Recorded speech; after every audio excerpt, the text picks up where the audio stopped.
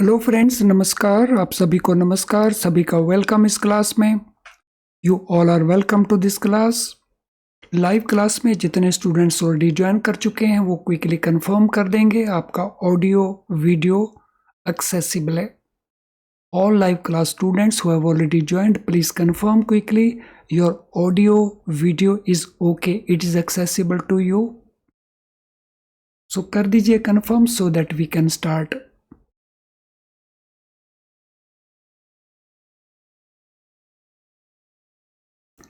तो चलिए स्टार्ट करते हैं। सो हमारा ये डिस्कशन आज होगा नेगोशिएबल इंस्ट्रूमेंट एक्ट में पेमेंट ऑफ चेक्स के ऊपर। तो ये हमारे जनरल बैंकिंग टॉपिक्स का पार्ट है which is based on RBI government guidelines and Indian law. और ये सेशन सभी स्केल्स के लिए, सभी बैंकर्स के लिए और सभी बैंकों में इक्वली इम्पॉर्टेंट है, इक्वली यूजफुल है, इक्वली रेलेवेंट है। तो चलिए शुरू करते हैं इसके ऊपर discussion. Bankers obligations. So payment of cheque को लेकर के बैंक की ऑब्लिगेशन क्या है और ये ऑब्लिगेशन कहाँ पे मेंशन्ड है। So this obligation is mentioned under section 31 negotiable instrument act. NI act में हमारी जो ऑब्लिगेशन है वो सेक्शन 31 में मेंशन्ड है। और ये क्वेश्चन बहुत बार पूछा जाता है कि हमारी ऑब्लिगेशन किस सेक्शन में है और ये हमारी ऑब्लिगेशन क्या है।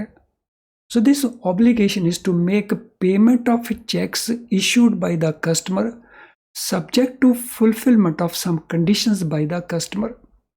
तो हमारी obligation क्या है? हमारी obligation है to make payment of checks। चेकों को पे करने की हमारी obligation है।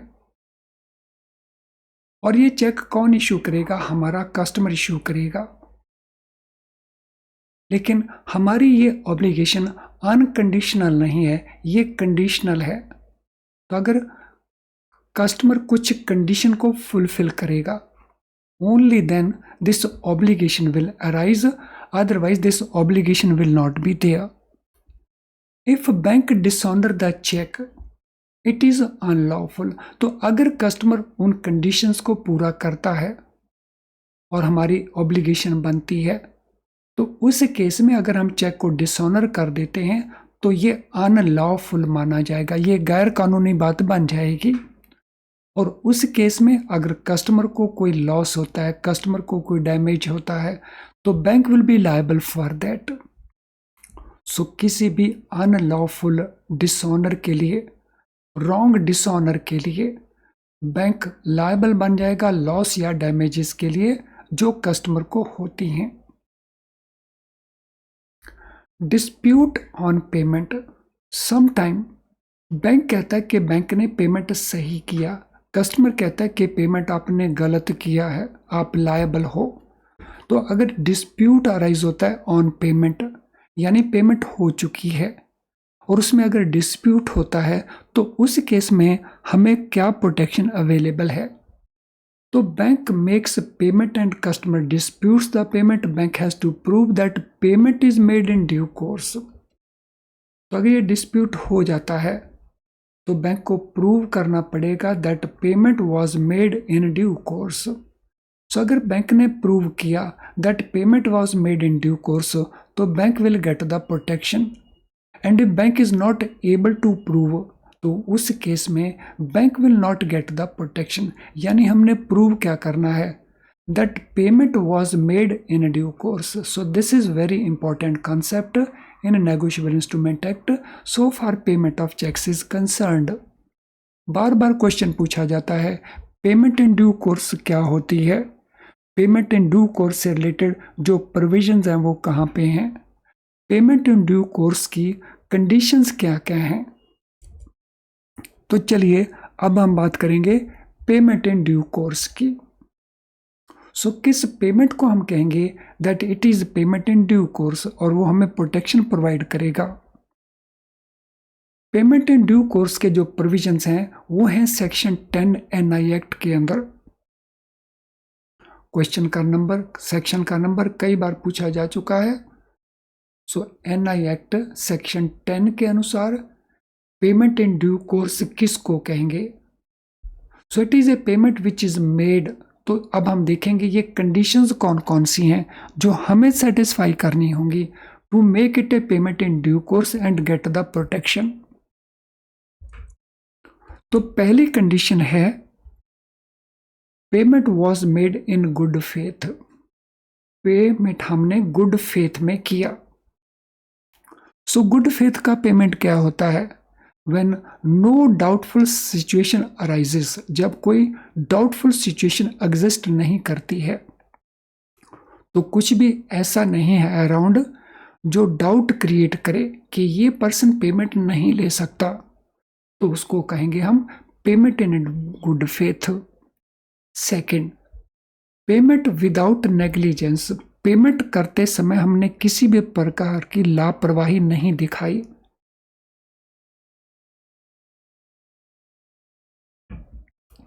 सो we were not negligent. For example, अगर चेक का वैल्यू 2 लाख से ऊपर है तो हमने अल्ट्रा वायलेट रे लैंप से यूज करके उसको एग्जामिन किया, तो बिना नेग्लिजेंस के हमने पेमेंट किया। Third condition, payment according to apparent tenor. So apparent means which appears to be, जैसा नजर आ रहा है। टेनर मीन्स इंस्ट्रक्शन, तो हमने पेमेंट उसी तरह से किया जैसा उसका इंस्ट्रक्शन नजर आ रहा था। तो अगर ये चेक है और इसको इस प्रकार से ड्रॉअर ने किया है तो इंस्ट्रक्शन क्या है? तो एपेरेंट टेनर इसका क्या है? एपेरेंट टेनर कहता है कि इसका कैश पेमेंट हम पेई को नहीं करेंगे, लेकिन इसका कैश पेमेंट हम पेई के बैंक को कर देंगे। तो ये इसका एपेरेंट टेनर है। और चौथी कंडीशन है payment made to the person in possession of the instrument. हमने पेमेंट उस पर्सन को किया जिसके पोजेशन में वो इंस्ट्रूमेंट था। तो अगर हम पेमेंट करते समय इन 4 चीज़ों का ध्यान रखेंगे, if we comply this 4 conditions, तो that payment will be called payment in due course. मैं क्विकली इनको फिर दोबारा से डिस्प्ले दे रहा हूँ। सो ये हमें सेक्शन 10 देता है प्रोटेक्शन। ये कंडीशंस में पहली condition payment made in good faith, second condition payment made without negligence, third condition payment made according to apparent tenor, and payment made to a person who was in possession of the instrument. और इसीलिए हम उसके signatures लेते हैं proof के तौर के ऊपर कि हमने जिसको पे किया तो उसके सिग्नेचर हमारे पास अवेलेबल है। Now, important conditions to be satisfied by the customer before making payment. So, वो कौन कौन सी important conditions हैं जो satisfy होनी चाहिए before making the payment, तभी हम उसको पेमेंट इन ड्यू कोर्स कह पाएंगे। सो इन कंडीशंस के अंदर फर्स्ट कंडीशन है signature must be according to bank record. ये सिग्नेचर बैंक रिकॉर्ड के मुताबिक होना चाहिए। Second condition, there must be sufficient balance in the account. Account में सफिशिएंट बैलेंस होना चाहिए। So this is a second condition. Third condition, cheque presented during business hours. So जो cheque हमने पे किया उसका जो प्रेजेंटेशन हुआ वो ड्यूरिंग बिजनेस आवर्स हुआ। तो कौन सी 3 इंपॉर्टेंट बातें हुई? Signature according to bank record, balance in the account is sufficient to pay that cheque, cheque presented during business hours. तो पहले हम इसको बात करते हैं सिग्नेचर एज पर रिकॉर्ड का क्या इंपॉर्टेंस है।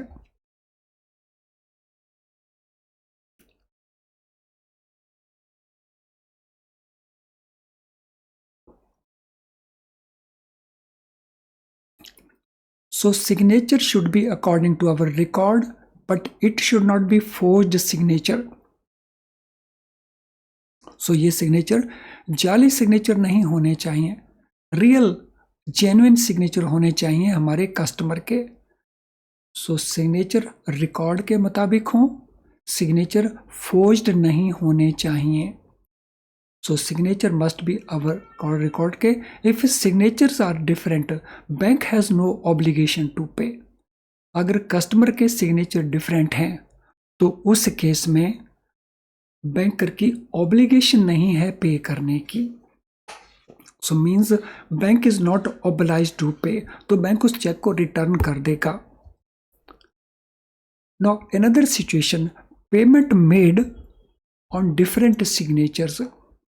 अगर बैंक पेमेंट कर देता है, ये नहीं कि बैंक पेमेंट करेगा कि नहीं डिफरेंट सिग्नेचर के बेसिस के ऊपर, तो यहाँ पे क्वेश्चन है बैंक अगर पेमेंट कर देता है on the base of different signature, then what will be the position. So for example Suresh Kumar Sharma इस नाम से अकाउंट है and he signs like this, S K Sharma के तौर के ऊपर वो साइन करता है। He informs that a check signed by him as Suresh K. Sharma has been paid by the bank and demands reversal of the amount. वो bank को inform करता है कि बैंक ने एक चेक पे कर दिया है जिसमें उसके सिग्नेचर सुरेश के शर्मा के तौर के ऊपर थे, तो अब बैंक उसको रिवर्स करे एंट्री को। तो इस केस में what is the legal position, तो लीगल पोजीशन क्या बनती है इस केस के अंदर। सिग्नेचर उसने करने थे एस के शर्मा, सिग्नेचर उसने किए सुरेश के शर्मा, और वो बैंक को इन्फॉर्म करता है कि बैंक को उसने ऐसे सिग्नेचर किए हैं चेक के ऊपर। तो इन दिस पर्टिकुलर केस क्योंकि ये उसकी वैलिड मैंडेट है, इसीलिए कस्टमर इसका रिफंड हमसे नहीं ले सकता। So customer can not ask for restoration of the amount because it is his mandate, और उसकी जेन्युइन मैंडेट है बिकॉज वो ऑलरेडी एक्सेप्ट कर चुका है कि ये सिग्नेचर उसी के हैं। सो इसकी जो इम्पोर्टेंस है केवल पेपर में इम्पोर्टेंस है, तो नॉर्मल बैंकिंग में आप, रूटीन बैंकिंग में आप इस प्रकार से पेमेंट नहीं करोगे, लेकिन एग्जामिनर तो आपको ये क्वेश्चन पूछ सकता है और फिर आपने आंसर क्या देना है, customer has no right to seek refund, अगर वो एक्नॉलेज कर रहा है कि उसी के सिग्नेचर्स हैं। नो अब हम इसके बेसिस के ऊपर जो क्वेश्चंस बनते हैं क्विकली उन क्वेश्चंस को देख लेते हैं। तो this is first question, what is obligation of bank under section 31 NI act regarding payment of cheque. तो हमने बताना है बैंक की ऑब्लिगेशन क्या है, तो ये हमारे ऑप्शंस हैं ऑब्लिगेशन बताने के लिए। सभी ऑप्शंस को केयरफुली रीड करें और फिर आंसर को प्रोवाइड करें।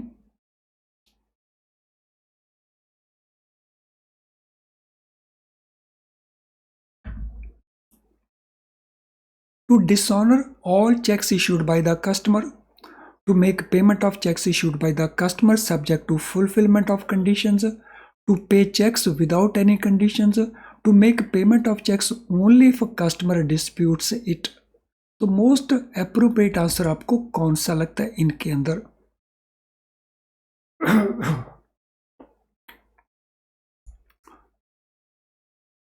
तो answer here is option B, to make payment of check issued by the customer subject to fulfillment of certain conditions according to the text, यानी जो रूल है bank dishonour a cheque, what is इस legal status. अगर bank dishonour कर देता है check को तो लीगल स्टेटस क्या है, लॉफुल, अनलॉफुल, इररेलेवेंट या conditional. So dishonour of a cheque by the bank, तो उसका लीगल स्टेटस क्या है, ये मान करके कि कस्टमर ने इन कंडीशन को फुलफिल किया है। तो उस केस में द लीगल स्टेटस इज कि ये जो डिसऑनर है ये अनलॉफुल है, लेकिन इसमें ध्यान रखना है ये जो कंडीशंस हैं कस्टमर के द्वारा ये फुलफिल हो चुकी होनी चाहिए। सो टू दैट एक्सटेंट ये क्वेश्चन में थोड़ा सा गैप है। When can a payment be considered payment in due course under section 10 of NI Act? किस पेमेंट को हम कहेंगे payment in due course under section 10। So payment made with negligence, payment made without good faith, Payment made as an unclear tenor, payment made in good faith without negligence according to apparent tenor and to a person in possession of the instrument। बहुत ही आसान सा question का answer है। I think आप में से हर कोई बड़ी आसानी से इस आंसर को दे देगा। Yes, the answer here should be D.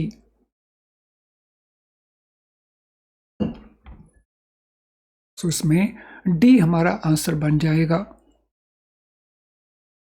What are important conditions which must be satisfied before bank can make the payment? Payment करने से पहले बैंक को कौन सी कंडीशंस को सेटिस्फाई करना होगा? Signature according to record of the bank, signature should always be forged, no need for sufficient balance, cheque can be presented any time. तो इनमें से कौन सी इंपॉर्टेंट कंडीशन है जो बैंक को सेटिस्फाई करनी होगी before payment is made, payment करने से पहले? सो क्वेश्चन नंबर 4 के लिए हमारा आंसर क्या बनेगा? क्वेश्चन 4 के लिए हमारा आंसर बनेगा A. Question 5, if signature on a cheque are different from the signature on bank's record, what is bank's obligation? Bank का ऑब्लिगेशन क्या है अगर सिग्नेचर रिकॉर्ड के मुताबिक नहीं है?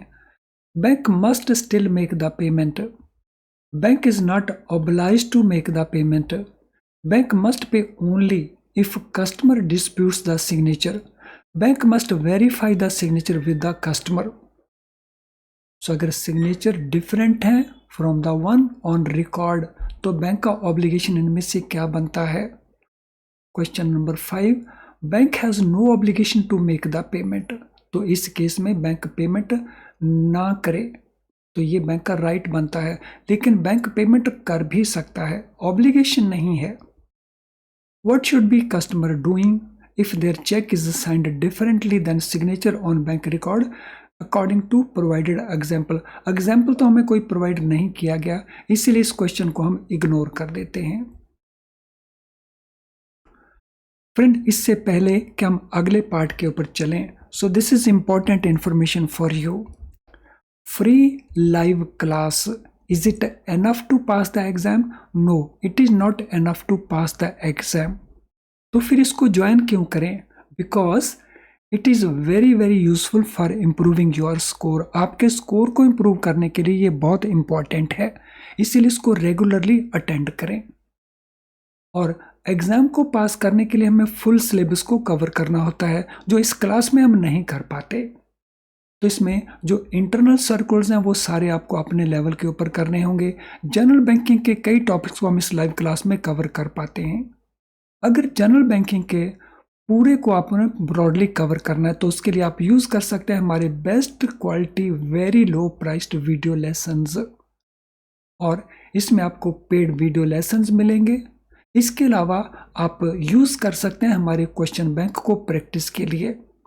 स्टडी नोट्स अगर आपको चाहिए तो पीडीएफ फॉर्म में मिल जाएंगे आपको ये study notes. Reserve bank of India के जो नोटिफिकेशन का समरी है फॉर 1 ईयर, तो वो भी आपको अवेलेबल हो सकता है, और ये सब अवेलेबल होगा आपको हमारी ऐप के अंदर या हमारी वेबसाइट के ऊपर। तो आपको इनको ज़रूर यूज़ करना चाहिए फ्रॉम दीज सोर्सेज। तो चलिए अब हम नेक्स्ट पॉइंट के ऊपर चलते हैं। According to text means according to what we have discussed, when should check be presented to the bank? So check bank को कब प्रेजेंट किया जाना चाहिए? During non-business hours, during bank's lunch break, during business hours, या after bank closes for the day? बहुत आसान सा answer है, तो आंसर है during business hours, यानी option C. Under what circumstances bank liable for loss or damage related to dishonored check? तो dishonoured check के लिए बैंक लॉस के लिए या डैमेज के लिए कब लायबल रहता है, वो सर्कमस्टांसेस कौन से हैं? When customer disputes the payment, when payment is made in due course, when payment is made with good faith, when bank follows all customer demands। तो बैंक की लायबिलिटी कब रहती है, इन सर्कमस्टांसेस में बैंक की लायबिलिटी बन जाएगी? सो ये लायबिलिटी बन जाएगी when customer disputes the payment, और बैंक ने अगर प्रूव कर दिया कि बैंक ने गलती की है। Question number 9, what must bank prove if customer disputes payment made by the bank. अगर कस्टमर डिस्प्यूट करता है तो बैंक को क्या प्रूव करना पड़ेगा? Bank must prove payment was made in due course, bank must prove customers signatures, bank must prove its own negligence, bank must prove customers identity. तो बहुत डिफिकल्ट नहीं है, बड़ी आसानी से हम इसका आंसर दे देंगे। तो ऑप्शन ए हमारा आंसर है। Bank has to prove that payment was made in due course. According to Section 31 NI Act, what is the primary obligation of bank regarding checks? Cheques को लेकर के बैंक की primary responsibility क्या है, obligation क्या है under section 31 NI act? तो ये हमारे ऑप्शन आंसर्स हैं। तो सभी ऑप्शन को केयरफुली रीड करें और फिर आंसर प्रोवाइड करें।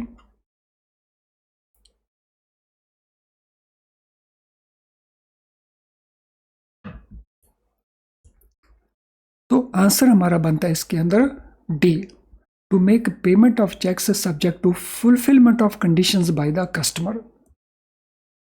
When can payment be considered in good faith under section 10 of NI Act?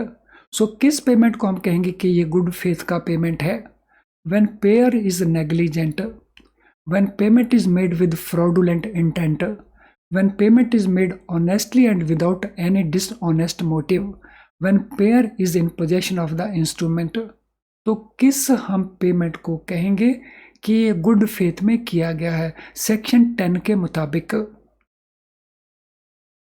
So once again, it is very easy. तो payment made honestly and without dishonest motive. What is the significance of a sufficient balance in the account regarding condition of making payment? Sufficient balance in the account का significance क्या है? It is not necessary for payment to be made. It is essential for payment to be made in due course. It requires for business account check. So it is only for business account checks. It depends upon signature of the check. तो एक बार फिर से आसान सा answer है। तो ये ज़रूरी है अगर हमने पेमेंट इन ड्यू कोर्स बताना है, तो it is essential for payment to be made in due course. अब हम बात करेंगे सफिशिएंट बैलेंस क्या होता है in the account. So what is meant by sufficient balance? So sufficient balance must be in the same account. So this is first condition. So it is possible कि customer के हमारे पास एक से ज्यादा अकाउंट्स हैं, लेकिन sufficient balance it must be in that account from where cheque has been issued. So X has saving bank account balance rupees 2000 and current account average balance is rupees 8 lakh। तो इस case के अंदर अगर cheque saving bank का present होता है 2100 का, तो what we will do? So balance in saving bank account 2000, average balance current account में रहता है 8 लाख का। सो चेक सेविंग बैंक का है 2100 रुपीज का, तो what bank will do? Bank इस केस में क्या करेगा? तो बैंक इस चेक को रिटर्न करेगा। Bank has no option but bank will return the cheque because balance in saving bank account is insufficient. तो ये रहता है इसका पर्पस। अब मिनिमम बैलेंस की कंडीशन एंड चेक का पेमेंट, इनका रेलेवेंस क्या है? So minimum balance condition. So Y has saving bank account, balance is rupees 3000, minimum balance condition is rupees 1500, check rupees 3000. So it is presented by A the pay. So what we will do with this check? 3000 का balance है, 3000 का ही cheque है, minimum balance का condition 1500 का है, cheque present किया जा चुका है। So what bank will do? So bank has to pay payment, इस चेक का पेमेंट बैंक को करना पड़ेगा। So bank will have to make the payment because there is a sufficient balance in the account. So minimum condition को हम ignore करेंगे, because minimum condition जो है वो सेपरेट एस्पेक्ट है, उसके लिए हम पेनल्टी रिकवर कर सकते हैं। So if presented by the drawer, तो even that case it has to be paid. अगर पे इसको प्रेजेंट करता है तो भी पे करेंगे, अगर ड्रॉयर प्रेजेंट करता है तो भी इसको पे करेंगे। Now presentation after business hours, इसकी इंप्लीकेशन क्या है? सो चेक का प्रेजेंटेशन है, आफ्टर बिजनेस आवर्स है, तो इसकी इंप्लीकेशन क्या है? सो यहाँ पे हम दो डिफरेंट पार्टीज को लेंगे, एक पेमेंट टू पे, दूसरा पेमेंट टू द ड्रॉयर। अगर ये प्रेजेंटेशन पे के द्वारा किया जाता है तो पे तो थर्ड पार्टी है, तो अगर ये पेमेंट पे डिमांड करता है तो उसके लिए हमारा रूल क्या कहता है? So if payment is made, it will not be a payment in due course. So अगर ये पेमेंट हम आफ्टर बिजनेस आवर्स करते हैं पेई को, तो it is not payment in due course, तो इसको ड्यू कोर्स का पेमेंट नहीं कहा जाएगा। सो इन दैट केस हम पेमेंट नहीं करेंगे, वो पेमेंट नहीं किया जाएगा। If payment is made by us and customer suffers any loss, तो bank will be liable for that loss to the customer. अगर हम फिर भी पेमेंट कर देते हैं पेई को और कस्टमर को कोई लॉस होता है, हमारे कस्टमर को, तो फिर बैंक की लायबिलिटी बनेगी उस लॉस के लिए। नाउ सेकंड सिचुएशन है पेमेंट टू द ड्रॉयर, यानी हमारे अपने कस्टमर को पेमेंट का लीगल स्टेटस क्या है?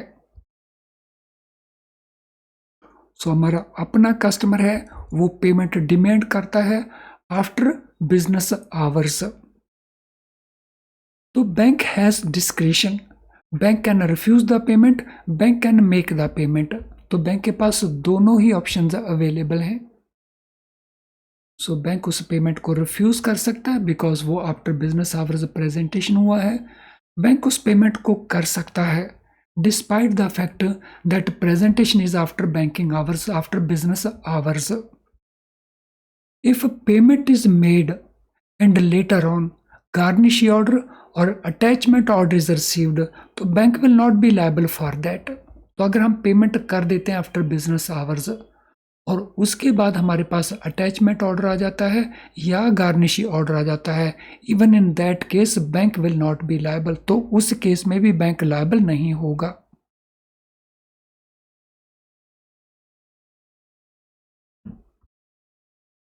तो bank will not be liable in that case. तो that is the legal picture.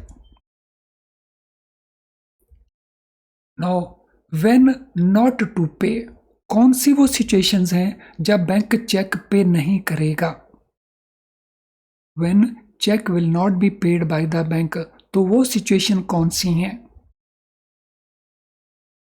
So one, post dated cheque, stale cheque, mutilated cheque या इनकम्प्लीट चेक, जिसको हम इनचोइट इंस्ट्रूमेंट कहते हैं। So we will not pay a post dated cheque, we will not pay a stale check, we will not pay a mutilated check, we will not pay incomplete check. So this is one condition. Second, payment stopped by the drawer, अगर उस check का payment dryer ने stop किया है, जिसको हम counter मैंडिंग कहते हैं। सो मैंडिंग मीन्स मैंडेट देना, मैंडेट को कैंसिल करना means countermanding. So when stop payment instruction is given by the drawer. Third, when death, insolvency or insanity of account holder occurs, तो अगर अकाउंट होल्डर का death होता है, account holder का insolvency होता है, अकाउंट होल्डर का insane हो जाना है, या अगर वो जॉइंट अकाउंट है तो उनमें से किसी एक का, अगर वो पार्टनरशिप फर्म है तो किसी पार्टनर का, तो इनमें से अगर कुछ भी हो जाता है, in that case also we will not make the payment. Then receipt of garnish order or attachment order when balance is less than amount of that order.